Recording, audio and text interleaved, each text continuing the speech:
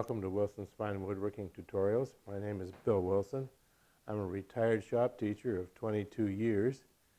I have been retired from work for 17 years. I built my dream shop. Today we're going to show you how to square up some lumber. But first, you must understand all the safety rules for your machines, understand how to operate them, safety glasses, and hearing protection whenever necessary. You'll notice I have rust-on lumber here. I'm wearing very thin nitrile gloves because you can get a lot of slivers from handling this kind of lumber. If you are using lumber from a lumber yard, you will probably still have to square it up because it sits for a while, lumber moves, and it won't be square. First thing we're going to do is go to the jointer. All right, we're at the jointer, and you adjust the fence so that you have a little more than necessary, maybe a quarter inch or so, than the width of the lumber you want to joint, surface joint. Now, on the end grain, you will see the growth rings here like this. The growth rings, when the lumber dries, try to straighten out. So that means that it becomes cupped opposite to that curve, like this. And it becomes a low point here and a low point here, this being a high point. So when it sits on the table, it doesn't rock. If you did it the other way, it would rock. And that is a little risky and dangerous.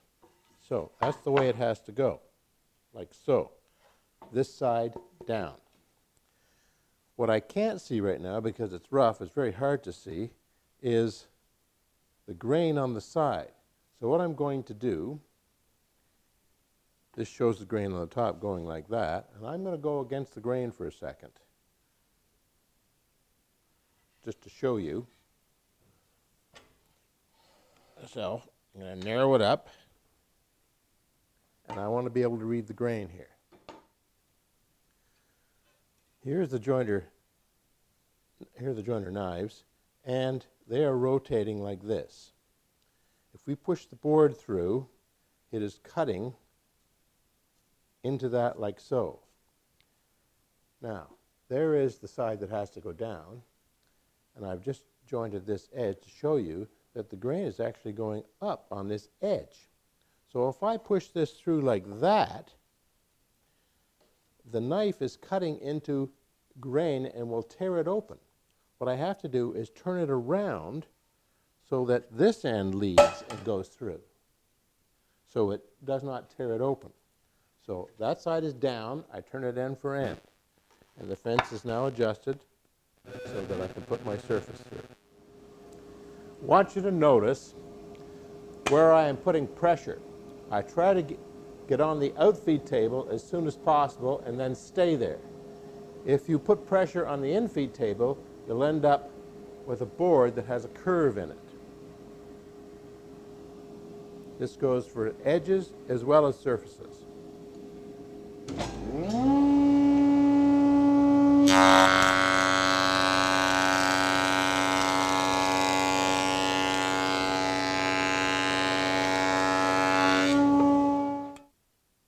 We're now at the thickness planer. This is our jointed edge, and you can see here is the grain direction on the edge of this piece. Unlike the jointer, which has the knives below the table, the knives on the thickness planer are above the table. So they are going like this, and we must have that line going downhill so that the grain is not opened by the knives. Now, as this goes through, we set it, of course, so it's just barely going to take a little bit off, like a 30-second.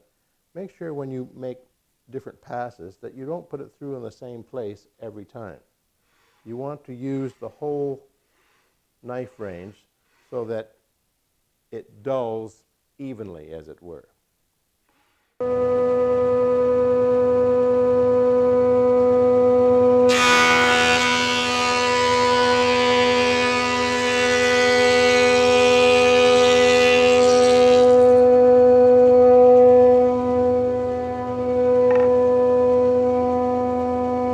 No more than a 30-second off each time.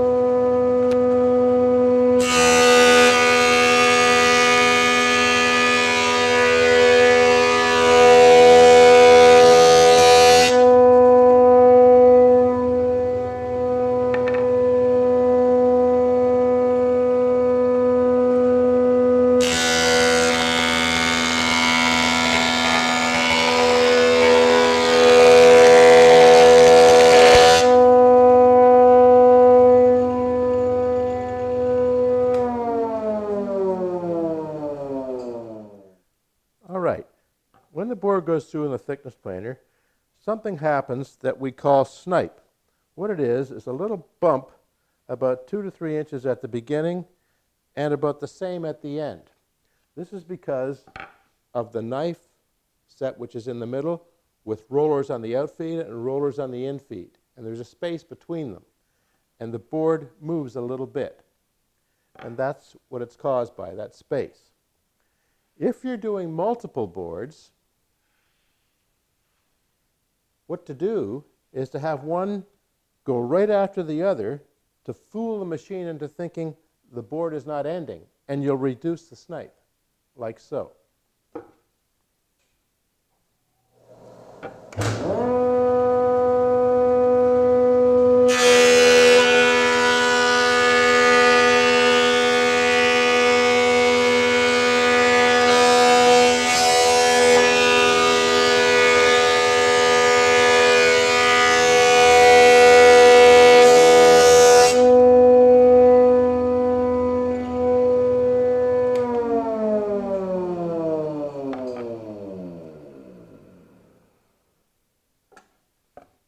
You can see, I can see now, there at the beginning, there's snipe. Right there at the beginning, that's the first board. And at the back of it, there isn't any. All right? And there isn't any at the beginning of this board, but there is a little bit back here. So I reduced the snipe where the two boards were contacting. All right, I have a few more passes to make here. There's a slight little waviness here. I want to take a little bit more off. I'm not at my required thickness yet. This is a thicker board, and that's fine. I can keep going, doing that. If you have a thinner board, about half this thickness, and if I kept planing one side only, what would eventually happen is the board would be bowed like this from end to end as it comes out the machine.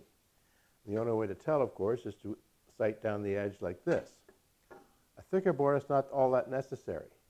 So let's pretend this is a thinner board.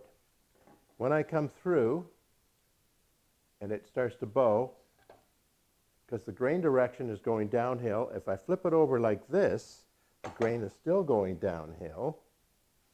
I can run it through on the other side. The reason this happens is this. Imagine you take a pair of scissors and rub it on a piece of ribbon. It curls the ribbon. That's exactly what's happening to a thin board. It rubs this and causes the bowing.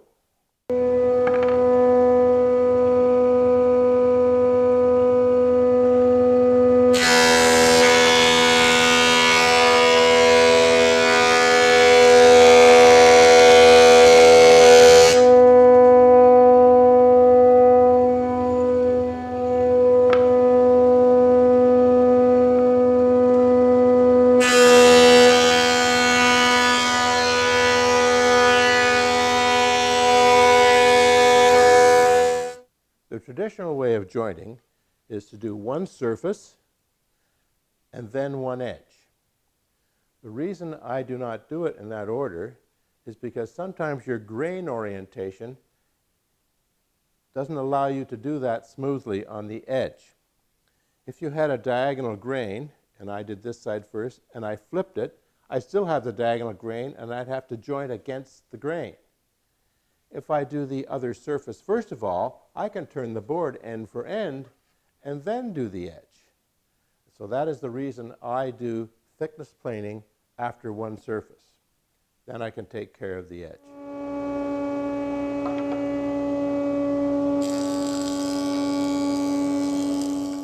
All right, we have our fence set for our width of cut. plus a 16th. The 16th will be taken off on the jointer to make a smoother edge when we're done.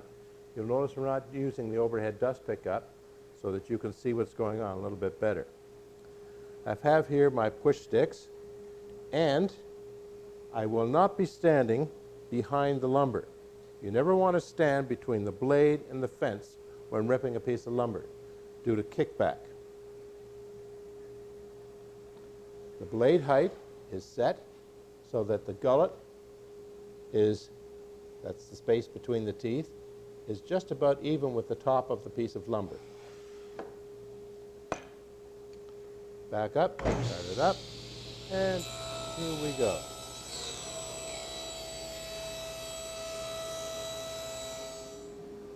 My board is a 16th wider than necessary, as was ripped on the table saw.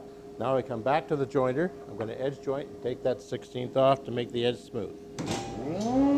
Notice the position of my hands.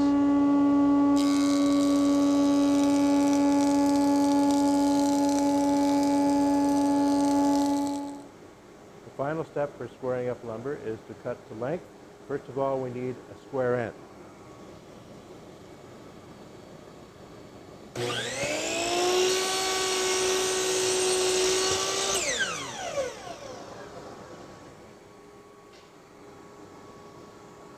I have two boards.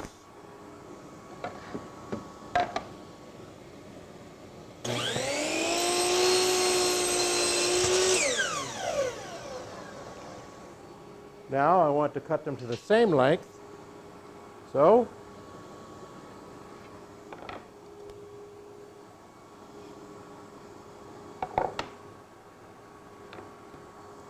measure desired length is 2 feet.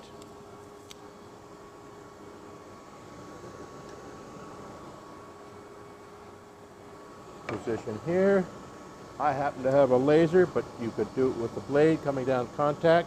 If they're going to be exactly the same, have some device like this so it measures them exactly the same. You could stack them. I don't like to do that. One, and the other.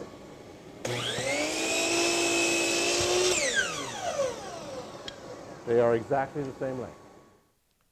In review, remember when squaring up lumber that when you feed material into the jointer, the grain is going uphill over the knives. And if it's into the thickness planer, it is downhill into the knives.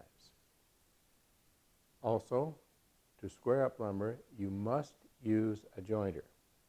It has to flatten one side first of all before the other side is made parallel and flat in the thickness planer. If you only have a thickness planer, when you put the board through, it will make it smooth, but it will replicate whatever twists or bows are in the lumber. No matter how thin it gets, it'll always be the same. So you must use a jointer first to square up lumber. Hope you enjoyed watching Wilson's Fine Woodworking tutorials. Hope to see you in the future.